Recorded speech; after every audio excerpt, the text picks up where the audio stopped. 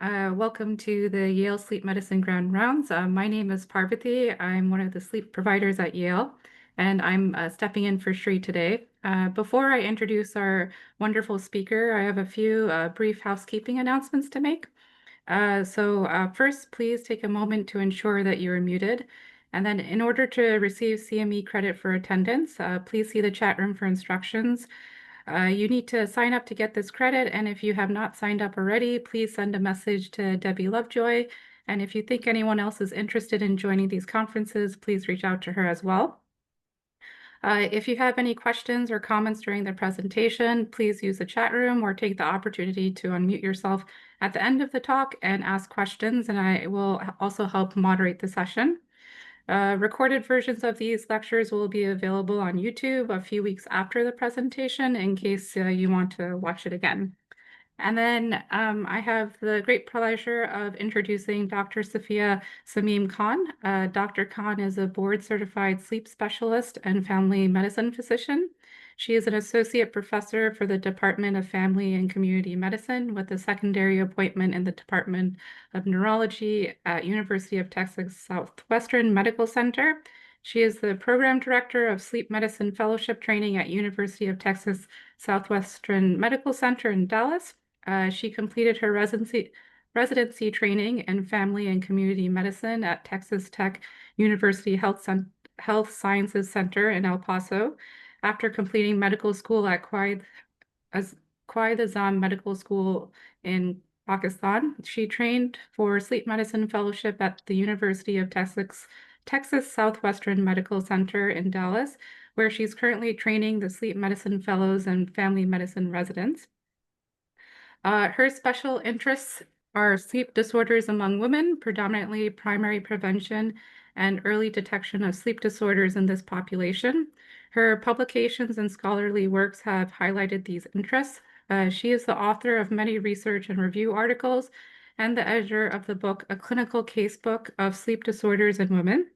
And so without further ado, I'll hand it over to Dr. Khan, who is presenting a talk on Beyond Hot Flashes, a clinical approach to menopause-related insomnia. All right. Thanks, Dr. Singh. Thanks, Dr. Tapa, and also Debbie Lovejoy for coordinating this. And it's an honor to be presenting Grand Rounds here. First of all, for the audience, I want to ask a question. Raise your hand if you have taken care of patients in menopause and perimenopause, and raise your hand if you take care of patients with insomnia. My guess is that you've taken care of all of these patients because that's why you're here and interested in hearing me out today. What if I told you that the most common cause of new onset insomnia in midlife women is not stress, it's not anxiety or poor sleep hygiene. In fact, it's biology, and that's what we learned today. Okay, but first, CME, just like our morning coffee. Let's make sure we send that text for our CME credit. Okay, and this information will be available in the chat as well. And before we begin talking about a disorder that affects almost half the world's population or will affect them, I must disclose that in addition to working 110% for UT Southwestern, I do enjoy spending my spare time in activities creating educational content for Medscape and some other consulting work. And another more important disclosure is that the patient details here have been modified. But any resemblance to persons present here is unintended, although it's not surprising because a lot of women go through these similar situations. So our objectives for today's talk are listed here. We'll essentially learn how hormonal shifts cause hyperarousal to make sleep elusive for millions of women in menopause, and how a clinical evidence-based approach can restore both sleep and quality of life for these women. And so we'll discuss how to distinguish menopause-related insomnia from other insomnias and what are the best treatment options. We'll discuss, all the non-pharmacologic and pharmacologic options and some CBTI. So let's start with our patient in room 1. I'll call her Jane. She's about 48 years old, healthy, exercises regularly, and she has raised 3 beautiful children. She's working full time. But over the past year, she's become exhausted, not from her work or from tending to her kids and family, but from her sleep. She frequently wakes up drenched in sweat, heart racing, mind alert, and she just dreads bedtime. Jane's story is not unusual. Up to 60% of women in midlife experience insomnia, yet it's often dismissed, not just by the physicians, but also by the patients, because a lot of times the symptoms are very subtle and they feel like, okay, I'll just get over this, or they don't even recognize that they're going through perimenopause or menopause. So the question, while taking care of Miss Jane, is what's going on here, and how will you treat and counsel her and similar patients? So a quick look at some common symptoms of perimenopause. These are and menopause as well. These include hot flashes, night sweats, brain fog, low sex drive, mood swings, and these, like I mentioned, may not be severe enough to warrant immediate medical attention. So they get pushed to the back burner, and a lot of times women just don't seek any help. In addition, we don't have a lot of education for the layperson and also for physicians to manage or identify perimenopause and menopausal symptoms. At least when I went to med school, we didn't have much education on menopause and perimenopause. And I had the same experience while doing residency training. I actually learned from my patients while in practice. So let's look at the scope of the problem. There's around 30 to 40 million women that will be affected by these symptoms in the US. And you can also say that 1 in 2 women will have significant menopausal symptoms, and 1 in 10 will have severe menopausal symptoms. So these women over here, the belt line right here, this indicates the women that will be affected through perimenopause and menopause. And to understand insomnia, let's first understand how we sleep. The regulation of the sleep-wake cycle is a complex process. It's controlled by the interaction between the brainstem, thalamus, and hypothalamus. The brainstem, particularly the reticular formation, plays a role in arousal and wakefulness. The thalamus also acts as a relay center for sensory information from the body going to the cerebral cortex. During wakefulness, it regulates the flow of information, and in sleep, it reduces sensory input. Histamine, serotonin, norepinephrine, dopamine are some of the wake-promoting neurotransmitters, and their production is stimulated by orexin, which is present in the hypothalamus neurons, and it stimulates these wake-promoting neurotransmitters, which then affect the cerebral cortex and cause wakefulness. The sleep-promoting neurotransmitters are GABA, glycine, galanine, adenosine, and melatonin. And these are present in the suprachiasmatic nucleus, which is also the body's internal clock, and also in the VLPO, or ventrolateral preoptic nucleus. And these promote sleep by inhibiting wake-promoting regions.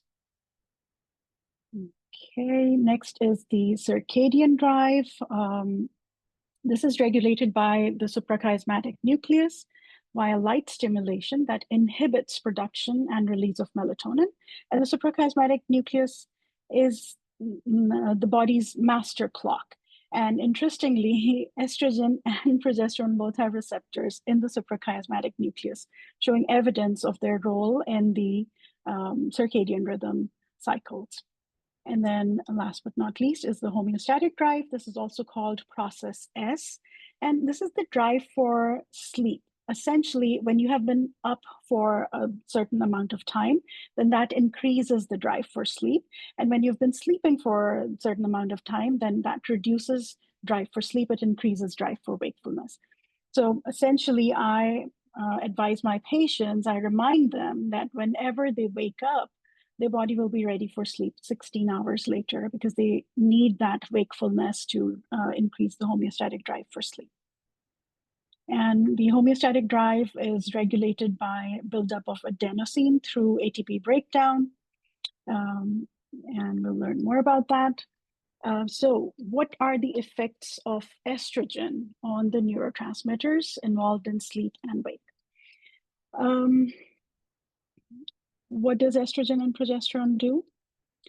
Estrogen actually directly boosts serotonin. It enhances dopamine, modulates GABA, and stabilizes glutamate. So it works on the wake-promoting neurotransmitters, serotonin and dopamine, and also the sleep-promoting neurotransmitters, GABA and glutamate.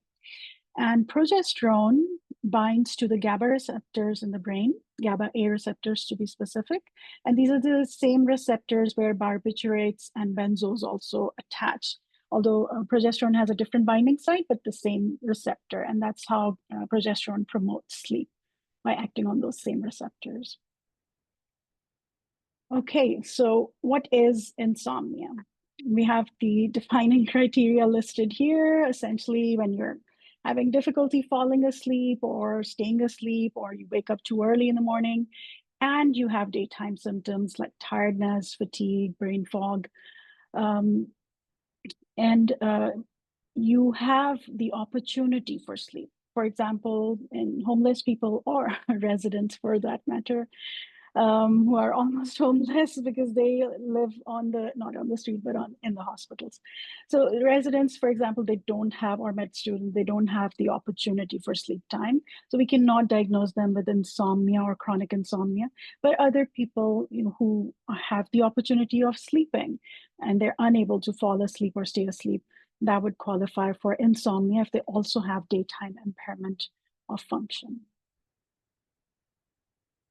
Menopause is the absence of periods for at least 1 year. It is essentially the stage of life where women will permanently cease having menses, and they transition from the fertile years to the wisdom years. And in case of hysterectomy, if the ovaries are also removed, then they'll go into menopause right away because of the sudden drop in hormone production. If the ovaries are not removed, they've just had a hysterectomy, then menopause will typically occur at the normal age for their family. Basically, it's kind of genetic. And it will be indicated by menopausal symptoms like hot flashes and the other symptoms I mentioned in the prior slides. A blood test can be done to measure hormones, which a lot of our patients come in asking for blood tests. And these will show low estrogen, low progesterone, and high levels of FSH and LH, and that confirms menopause. Although we don't confirm menopause through hormonal testing, but if that's what the labs show, then that's a menopausal state. Further, to understand menopausal hormone changes, let's first take a look at the hormone changes in the menstrual cycle. And this menstrual cycle typically lasts anywhere between 21 to 35 days. Typical is 28 days for most women. And during this phase, the first few days are the menstrual phase. Then we have the follicular phase, where we see a surge of estrogen. As estrogen levels drop, we have ovulation. And then estrogen and progesterone levels both increase to accommodate the growing fetus if there is fertilization. If not, then there is shedding of the lining. And this last phase is called the luteal phase. And in studies, there has been evidence showing that the 3 days prior to onset of periods and the first 4 days of menstrual bleeding, that's the peak time for insomnia symptoms. Also seen here in this SWAN study of reproductive age women, they reported poor sleep efficiency and increased time in wakefulness after sleep onset during that period of time, the end of the luteal phase and the beginning of the menstrual phase. Some effects of the hormones on sleep. And like I mentioned, progesterone has a sedating effect, acts on similar receptors as benzos and barbiturates, specifically on GABA A receptors. So the effects of progesterone are similar on sleep. These are similar to the effects of benzos and barbiturates. Essentially, they reduce sleep latency. That means it reduces the time it takes for you to fall asleep, and it increases REM latency. So it kind of delays REM state sleep. Overall, it increases total sleep time. For estrogen, it reduces overall REM percentage, and it reduces REM latency, and it increases total sleep time. So essentially, both the hormones increase sleepiness and essentially maintain your sleep when you're sleeping, and also help you stay awake when you're awake. In menopause, there is a sustained reduction in estrogen and progesterone. And there is increased production of FSH and LH. The dark blue lines here indicate peri and menopause. And so this is a simple process, right? Estrogen is low, progesterone is low, FSH, LH are high. You haven't had a period for a year, you're in menopause. Simple enough. But why do we miss the association of menopause and insomnia? And we'll ponder on that. For the sleep architecture, and this is through some more surveys and sleep studies done on patients between the ages of 5 and 80, and not just patients, but normal people as well. And so you can see here that this is the perimenopausal age. And this is where this white here or gray is the wakefulness after sleep onset. So significantly increases as you go through menopause, and the sleep latency also increases. Not to that great extent, but definitely increases. And you can also see that the REM state sleep remains about the same.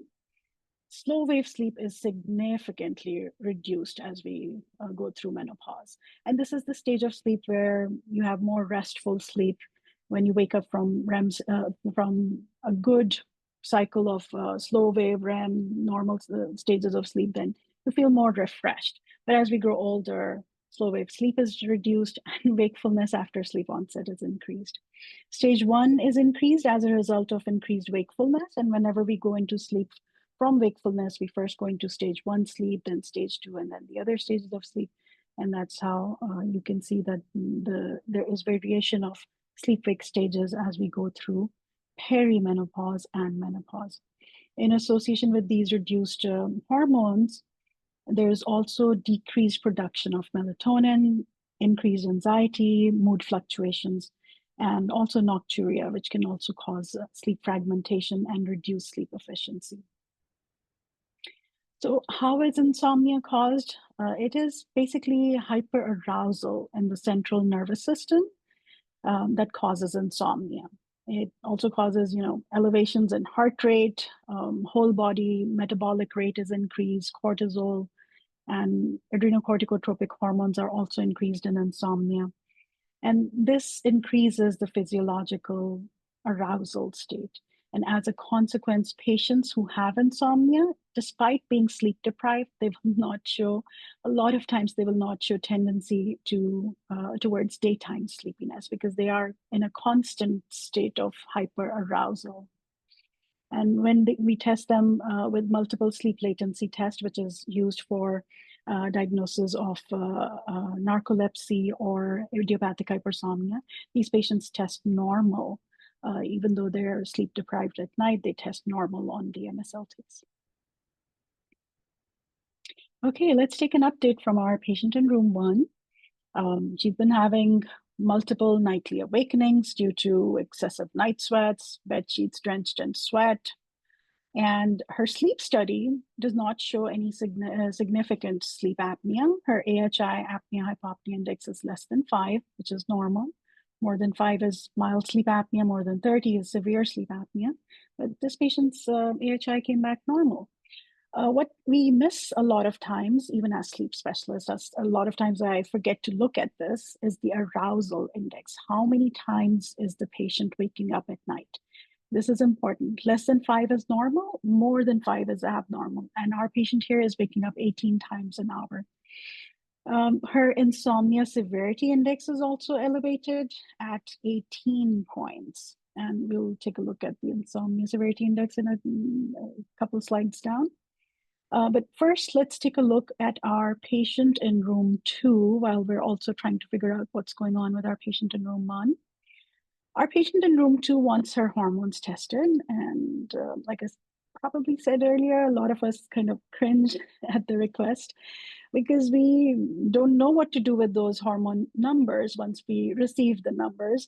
And like I said, estrogen, progesterone is going to be low, not just in menopause, but also in perimenopause. It can also be low in a normal menstruating person, depending on the time of the cycle. We don't have enough training as medical students, as residents, as practicing physicians to help address some of the issues that our menopausal population has. And so we need more education on that so that we can make use of these hormone tests. Okay, coming back to our patient. She's tried lavender oil, she's tried meditation apps, and she's even tried magnesium gummies, none of which are FDA approved for insomnia, but all of these are marketed as if they're approved for insomnia management. And you can also see that there are times where she does not sleep for 2 to 3 nights before the onset of her periods. So she's sleeping 2 to 3 hours a night, and a few times a year, she doesn't sleep at all right before her periods. And don't jump to the conclusion that she may have bipolar or other mood disorder. This is seen in a lot of very high functioning women. And like I said, she's an attorney for a corporate firm and doesn't have significant stress. And her ISI score is also high. This actually is a real life case I saw and I treated in my earlier days as a sleep specialist. And I remind myself of her whenever my fellows are presenting a case or my residents are discussing a patient with usual behavior, or they're quick to jump to the diagnosis of cholesterol. And this is an easy diagnosis. You can link this insomnia to their periods, and you start them on treatment, either with hormones or with a sprinkle of a dose of SSRIs, and they'll start sleeping perfectly. And they don't have to take the SSRIs throughout the cycle. They can just take it right before, like a week before their onset of period. They can start taking the SSRI and stop taking it once period's onset. And their sleep will improve. They will not have the insomnia that they've been suffering from for many years. Let's look at the Insomnia Severity Index. This is a scale that a lot of us in the field of sleep medicine use. It's a 5-question questionnaire, essentially asking about the severity of symptoms, the satisfaction with sleep, interference of sleep with daily activities, and then are the symptoms noticeable to others? How noticeable are these? And then are you worried about or distressed about these symptoms? A score between 15 and 21 indicates moderate insomnia, and a score of more than 22 indicates severe insomnia. So our patient in room 1 has moderate insomnia, and the one in room 2 has severe insomnia. And it's important to ask our patients about their sleep, because for many women, that one question, how are you sleeping? It opens the door for better night's sleep and better days as well. Some differential diagnoses are listed here for our patients that are coming in with complaints of insomnia. When I'm seeing these in my sleep medicine clinic, I am always keen on addressing sleep-related breathing disorders, because insomnia can present, or sleep apnea can present as insomnia, and then RLS or circadian rhythm disorders, other mood disorders can also present as insomnia symptoms. Okay, so for our patients, what evaluations would you recommend? I would start with a detailed history. I want to know exactly what they do all day. I'll start with, okay, walk me through your day. When do you wake up? When do you get out of bed? What do you do next? What do you do next? What do you do next? What do you do next? Okay, then after coming back from work, what do you do? What does it look like? Who do you have dinner with? What do you do after dinner? When do you get in bed? When do you fall asleep? Do you wake up in the middle of the night? How many times do you wake up? How long do you stay awake when you wake up in the middle of the night? So a very detailed history, to the extent that a lot of patients get sick of me asking, okay, what do you do next? But it's important. Sleep diary is actually the gold standard for evaluation for insomnia, and the patient essentially records their sleep-wake schedules. Let me show you. Here's what a sleep diary looks like. So they'll shade the areas where they were sleeping or mark with an X when they think they woke up, and they can also write down the time that they were awake. ISI, or Insomnia Severity Index, Pittsburgh Sleep Quality Index. These are some questionnaires that can be used. Actigraphy and wearable device data is very highly valuable in evaluating these patients with insomnia. The wearable devices include our digital watches and some other instruments as well, like the Fitbit, Apple Watches, Google Watches, and the Ring devices as well. They also give very good information for sleep-wake schedules and also activity. Although one caveat there, these devices record movement, and they have very sensitive accelerometers that detect movement. And based on that movement, they determine whether the patient is asleep or awake. So if you have a partner in bed, if you have a few pets in the bed, their activity or their movement will also be recorded as your wake time. So you have to keep that in mind when you're evaluating this information. You have to, again, take a detailed history on who's in the bed, who else is in the bedroom. We went over these questionnaires. Other questionnaires to do is, making sure they don't have anxiety or depression, and then ruling out other sleep-related disorders, sleep apnea, restless legs, thyroid, and medications. Medications can also cause insomnia. I had one patient, young girl, she was taking her Wellbutrin at night, Wellbutrin and Vyvanse at night, and she was taking the sedative medication in the morning. And that's because previously she worked a night job, and that's how she was prescribed these meds. When she switched jobs, she didn't get the education that she had to switch her medications as well. So asking about the timings of taking medications is also very important. And notice I didn't write testing hormones. I rarely check hormones when I'm evaluating these patients for menopause-related disorders, or when I'm treating them for with hormone therapy for either menopausal symptoms or for insomnia. But frequently patients will come in asking for LH, FSH, estrogen, progesterone, and testosterone, and why not throw in a cortisol level as well? I've had patients asking for that. But there is minimal utility, at least in the sleep practice, for these hormones. Here's a picture of what the actigraphy report looks like. The shaded blue areas are the sleep periods. The black lines indicate activity. The yellow line indicates light, and the higher the line is, the more intense the light is. So this is a very good tool for understanding what time of day are your patients getting bright light exposure. If they get bright light exposure in the morning, that is superb. But if they're getting it right before bedtime, then that is going to cause some insomnia issues, difficulty falling asleep specifically. And here's what the information from your smartwatches looks like. The red dots are REM state sleep, and then the other stages of sleep. So patients will say, my watch is saying I'm only sleeping 3 hours a night. Ask them, okay, let's take the watch out of the picture. How many hours do you think you're sleeping?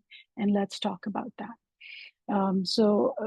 Being obsessed with this data from our devices, it's called orthosomnia. And it can also create some anxiety related to sleep. Here is screen time for a patient, and you can see this patient has been on their phone for about 12 hours that day.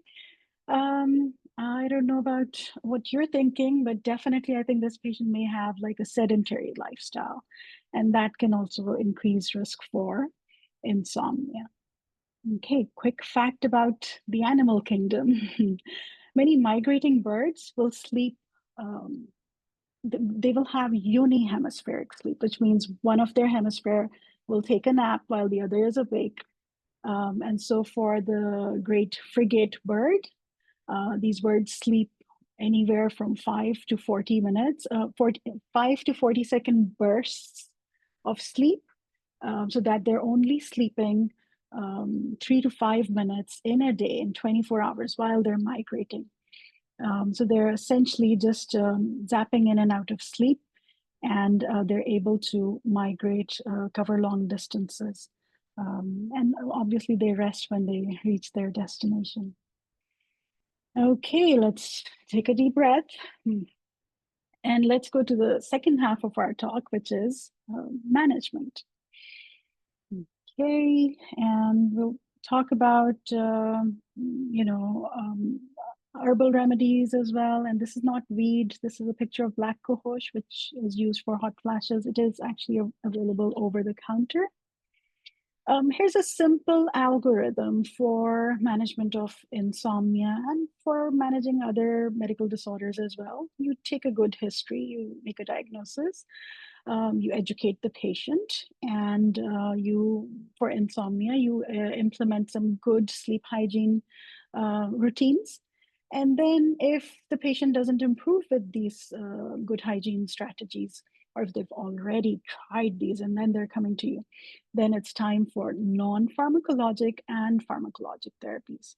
And if these don't work, or you've tried a few things and the patient is still not sleeping well, send them to us. And while we're treating menopause-related insomnia, let's also talk about one of the major symptoms of menopause, which is hot flashes. And these affect about 60 to 80% of women at some point through their menopausal transition. And for about 25%, these will dissipate within a year of menopause.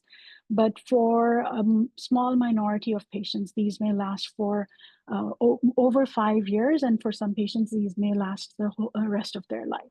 So it's important to be aware of hot flashes and be aware of the treatment options. And these are due to central and peripheral vasomotor manifestations, and these can include palpitations, diaphoresis, red skin, warmth of the face, which may spread to the chest as well. Being able to identify is important. And then we'll go over some management of these hot flashes. These are regulated by estrogen. Estrogen actually inhibits the NK3 receptor, which inhibits the neurokinin B, and the neurokinin B stimulates KNDY, which is kisspeptin neuropeptide B dynorphin, and this is present in the thermoregulatory system or center in the hypothalamus. And so estrogen inhibits overstimulation of this center, and that's how it regulates hot flashes. And when there's lack of estrogen, then you can see manifestation in the form of either hot flashes or night sweats. And then there are newer therapies that specifically target the NKB receptors and help with improving hot flashes and sleep related to menopausal disturbance. Lifestyle changes, very interesting to have this conversation with your patients. Remind them to avoid smoking, reduce smoking, quit smoking, because nicotine can affect the thermoregulatory center as well and cause hot flashes on its own. And then other agents like medication, like stimulants, caffeine, nicotine, these can cause hot flashes. Paced breathing improves your menopausal symptoms.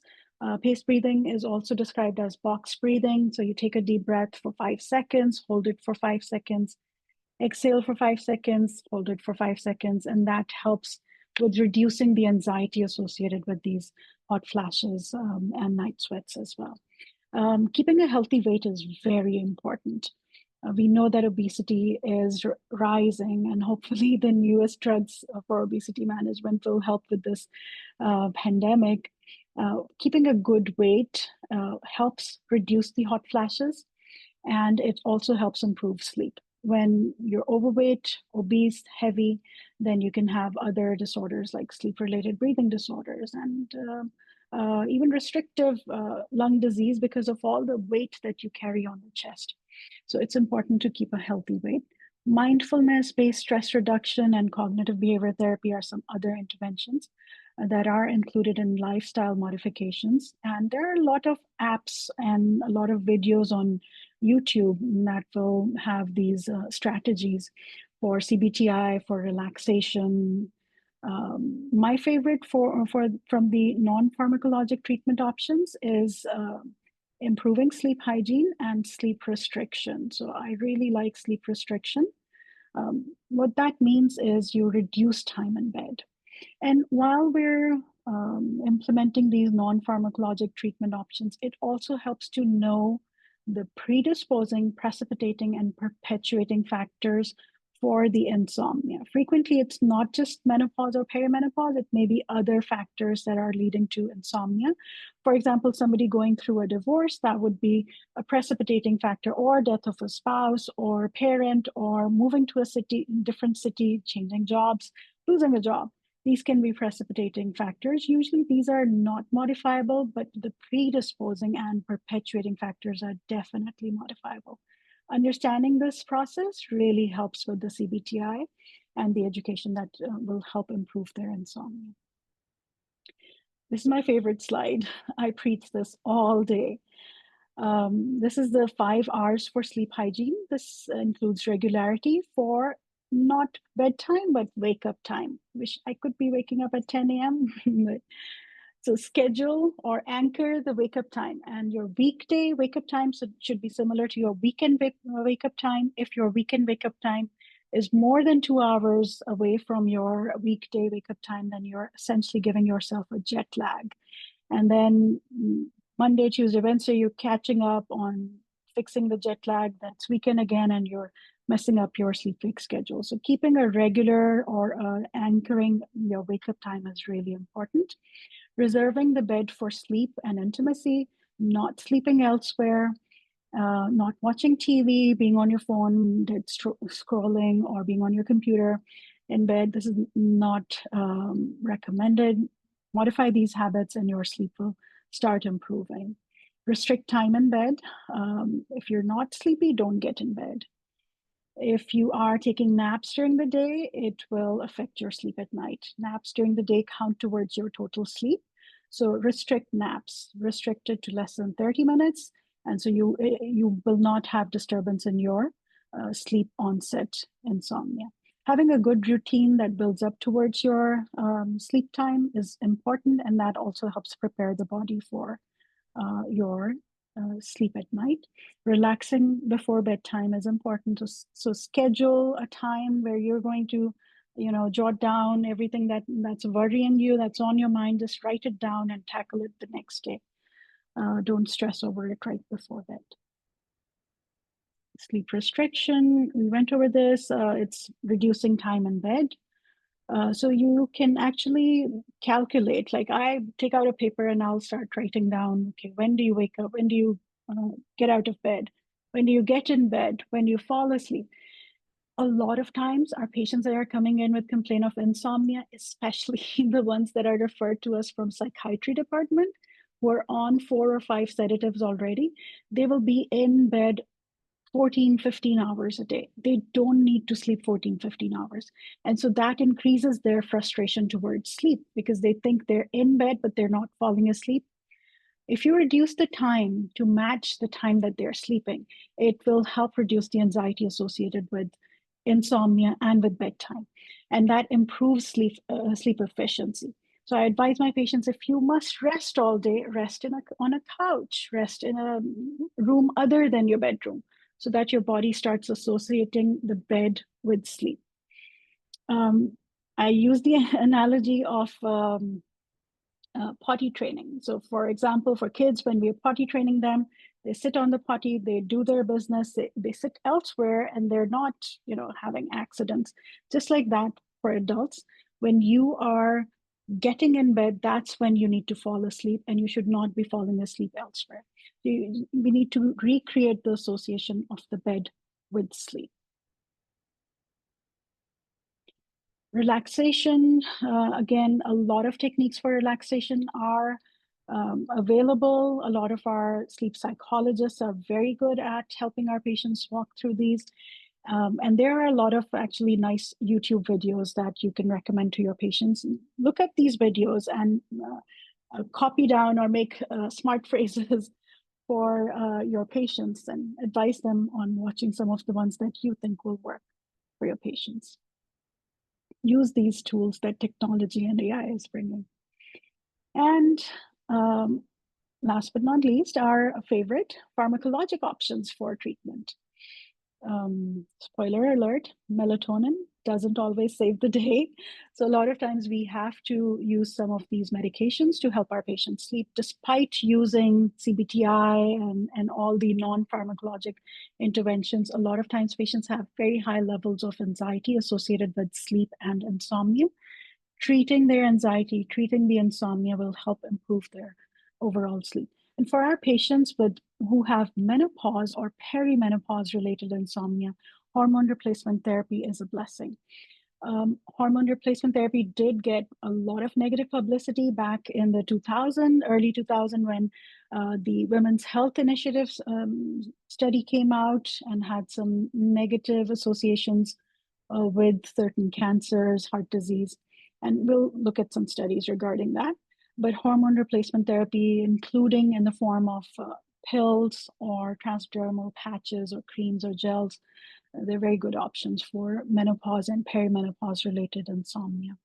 SSRIs are also good options, especially for patients that are unable to take hormones. And then there are the hormone modulators or medications that are similar to the estrogens and progesterone, work on the same receptors, like fezolinetant and bazidoxifin.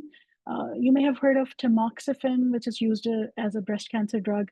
Bazidoxifin is in that same class. And these improve sleep by working on the estrogen receptors. SSRIs improve mood. These improve your hot flashes, night sweats. So these are very good options. And some other off-label uses for medications are clonidine, oxybutynin, and gabapentin for the purpose of insomnia related to menopause and perimenopause. For hormone replacement therapy, this is definitely not a comprehensive slide, but I just wanted to give you an idea of the doses that are frequently used. The recommendation is to use the lowest effective dose that works for your patient and stay on that dose for as long as it works. And then you can up the dose if needed. Some adverse effects to keep in mind are mood disturbances, fluid retention, and some other unwanted effects. For example, breast tenderness, especially with the combination pills. So these are some side effects that you should make your patient aware of.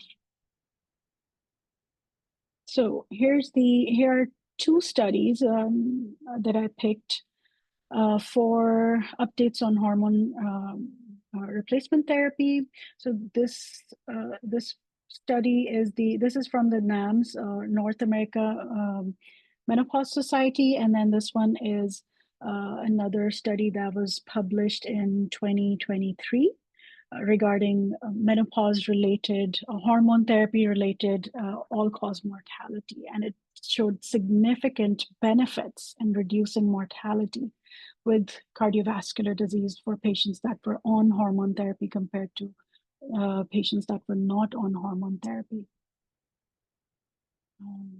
Okay, and some other favorable effects for hormone replacement therapy are listed here.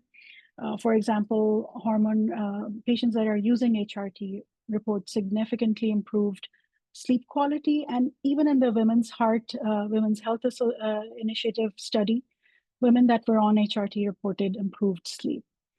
HRT also improves mood, melatonin production, blah, blah, blah. Okay, and yeah, the risk with increased risk for breast cancer, DVT, stroke, heart disease, and vascular dementia. These were also a concern, especially with the Women's Health Initiative study. And there have been many hypotheses to show that the patients that were selected or started on HRT in the Women's Health Initiative study, they were more than 10 years post-menopause, so they were not good candidates for hormone therapy to begin with, and that may have increased their risk for these side effects. Although breast cancer risk is there, and so for patients that have a high risk or high genetic risk for breast cancer, they should be offered other medications, should not be started on hormones if possible. Here is another study, and this was published last year. And in this randomized trial, this included 1,006 women, and they found that there was a significantly decreased risk of death, heart failure, myocardial infarction, when hormone replacement therapy was started early in postmenopause or perimenopause. And the study also implies that hormone therapy, when it started for women, it can reduce risk for hip fractures as well. And you can see the risk of other disorders like DVT, pulmonary embolism, is less for patients that were started on hormone replacement therapy. And here is another study and from last year, and this was done in women in Scotland, Wales, and England. And here you can see that for patients that have these 17 types of cancers, they were started off on HRT, and their risk for recurrence was not increased with starting hormone replacement therapy. So it basically shows that these were safe to use in patients who already have other diagnosed cancers. And also the risk for DVT was not increased for these patients, which, by the way, DVT risk is higher for patients with cancers. But in this study, these women did not have a high risk for thromboembolism related to hormone therapy. So for pharmacologic options, I want you to keep in mind that not one size fits all. And these factors are very important in choosing the therapy. My go-to for determining or choosing a sedative medication other than hormone therapy is the half-life of the medication and the cost and coverage for the medicine. For half-life, I want a medicine that starts working quickly. And if somebody has sleep onset insomnia, use a medicine that has short half-life. If somebody has sleep maintenance insomnia, use a medicine that has a longer half-life so that it helps them stay asleep. So that's how kind of I pick the medication, whether it's a sedative medication, antidepressant, or medication associated with chronic pain, for example. So that's how I would choose that. And then exercise is always the right answer. So exercise improves quality of sleep. And specifically, for example, yoga will help reduce stress. So it helps reduce cortisol levels, and that's how it improves sleep. And then strength training will help boost testosterone, which helps improve daytime activity. And it also helps improve overall bone health. And then estrogen is also increased with regular aerobic exercise. And so these exercises can help improve the quality of sleep. And then diet, I cannot emphasize enough on diet. I like the Mediterranean-based diet because it's a nutrient-packed diet and it's a plant-based diet. It really helps improve the quality of life, not just for sleep, but also for other comorbid issues as well. And then foods that adversely affect sleep should also be identified in a patient's food diary. Identify what times they're taking caffeine, sodas, teas, chocolates, and even brownies have caffeine in them. And certain vitamins should not be taken at bedtime. They should be taken in the morning. So identifying these is really important. So for our patients in room 1 and 2, they completed CBTI, their insomnia severity index improved to less than 10. They had fewer awakenings and they were sleeping much better. Okay, and then you can discuss deprescribing medications when they have been doing well with the insomnia.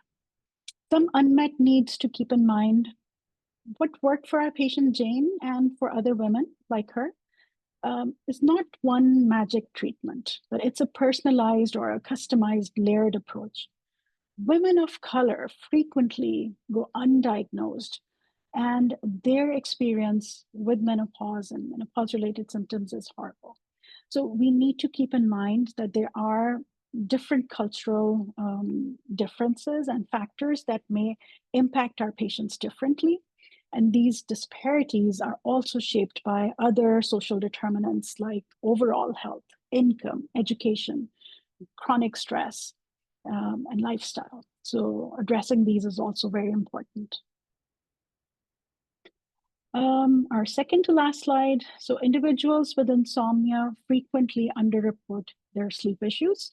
In fact, only about 5% of patients who met insomnia criteria specifically saw their physician for insomnia or sleep-related issue.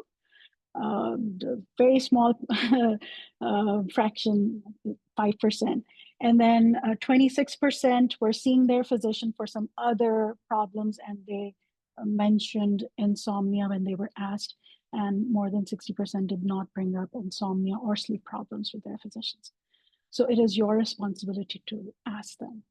So in conclusion, menopause-related insomnia is very common, and it will affect over half of midlife women, and it deserves the same rigor as other sleep disorders.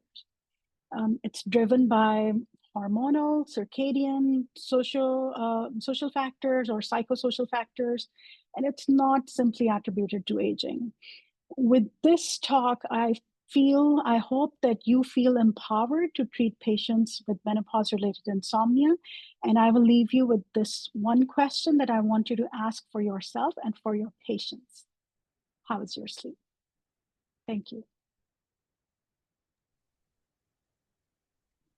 Thank you so much for this talk on such an important topic, and I definitely learned a lot for managing insomnia patients with menopause.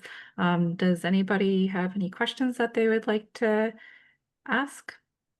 And you can unmute yourself or put it in the chat. I think someone asked a question earlier about arousal indexes. They said that they normally see about 10 per an hour in kids, about 15 per an hour in young adults, and they were just wondering how that changes in menopause. Oh, sorry. So it doesn't change in menopause, but the significance is there when they're having more than 5 arousals an hour. That indicates that they have the insomnia tendency, and they're having sleep maintenance insomnia. Okay. We generally teach our colleagues that we don't treat arousal index if it's not more than 15 an hour for adults and more than 10 an hour for kids. But when somebody is coming in with insomnia, then you should look at the arousal index, more than 5 being abnormal. And I think Dr. Brian Wojak has a question he would like to ask. Yes. Brian? Or not?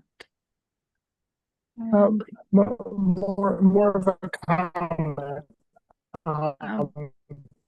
So obviously the annoying endocrine.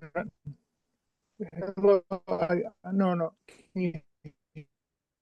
So Dr. Wojak, no, we can't hear you. Can you type in your question? Yeah, maybe now we can hear you. All right, one second. All right, can you hear me now? Yes. All right, not a question, more of a comment. So obviously the annoying endocrinologist is going to comment on menopause. So certainly the Women's Health Initiative had a lot of issues. Those patients were 60 years old, and 100% agree that patients were not symptomatic to appropriately make sure that there was a placebo in that trial. So not actually the population that we think of with menopause. I think that a key kind of additional comment I'd make is that there's a big difference between estrogen therapy alone and estrogen and progesterone therapy, because progesterone has been associated with, breast cancer and VTE and strokes. And so I think there is a big difference between how we treat some of these patients and oral estrogens, especially in patients over 40 and going into their 50s. I usually think of it in terms, we used to think about it in terms of patients that were transitioning, but oral estrogens we try and stay away from. Really a preference for anything that's transdermal over oral. So I just make those two additional comments. I think neurokinin inhibitors, although I haven't used much of them myself, my patients have benefited monumentally. They've changed the world for many patients. So I think that this is a real issue. And the way we think about it, I think we should still be thoughtful about who we treat, but the way we thought about it in the past was probably not quite right. So thank you for giving this really important talk. Thank you for that comment. I absolutely agree with you. And I will take this question from the chat. Would you treat patients with HRT yourself or refer to gynecology? So I'm a family physician and I'm comfortable treating patients myself. But definitely I have sent patients to the gynecologist when I sense that they have more than just a hormonal issue. Then I'll take the help from my gynecology colleagues for managing the hormone therapy, and I will help these patients with their sleep disorder. What's the best way to treat menopausal sleep disturbances in someone who has had an estrogen-dependent cancer previously? I'm glad you asked that question. So for these patients, don't use hormonal therapy. You can use other medications, like you can use Z drugs. You can use antidepressants with a sedation side effect, or gabapentin that also helps with neuropathy. Although you have to keep in mind certain other side effects. For somebody for who weight gain is an issue, don't use gabapentin, don't use mirtazapine, don't use Seroquel. But these are very good options for patients that have tried everything else and nothing worked. So don't be restricted to hormone therapy, but be open to using hormone therapy. What other questions do you have for me?